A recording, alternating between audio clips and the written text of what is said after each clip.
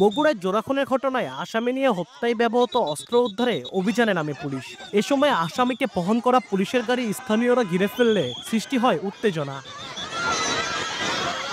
বৃহস্পতিবার দুপুরে কড়া নিরাপত্তায় আসামি সৈকতকে নিয়ে শহরের ইসলামপুর হরিগাড়ি এলাকায় একটি জলাশয়ে অভিযান শুরু করা হয়। সৈকতের দেখানো জলাশয় থেকে উদ্ধার করা হয় হত্যায় ব্যবহৃত বার্মিজ চাকু।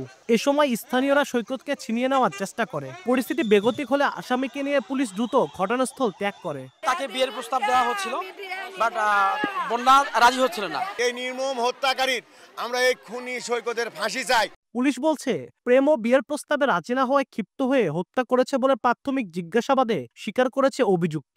বগুড়া শহরে অভিযান পরিচালনা করে খান্দার এলাকা থেকে ওই বখাইটি কিশোর সৈকতকে গ্রেপ্তার করতে সক্ষম হয়। পরবর্তীতে তার দেওয়া তথ্যের ভিত্তিতে হরিগাড়ি গ্রাম হইতে একটি পরিত্যক্ত ডোবা হইতে ওই হত্যাকাণ্ডে ব্যবহৃত চাকুটি উদ্ধার করে। বুধবার রাত 8:30টার দিকে স্কুল শিক্ষার্থী বন্যার বাড়িতে গিয়ে বিয়ের প্রস্তাব দেয় সৈকত।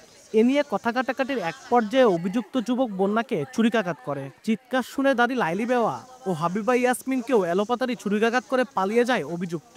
পরে স্বজনরা তাদের উদ্ধার করে বগুড়া শহীদ জিয়াউর রহমান মেডিকেল কলেজ হাসপাতালে নিলে চিকিৎসক লাইলি বেওয়া ও হাবিবাকে মৃত ঘোষণা করেন। এ ঘটনায় কিশোরী বন্যা হাসপাতালে চিকিৎসাধীন।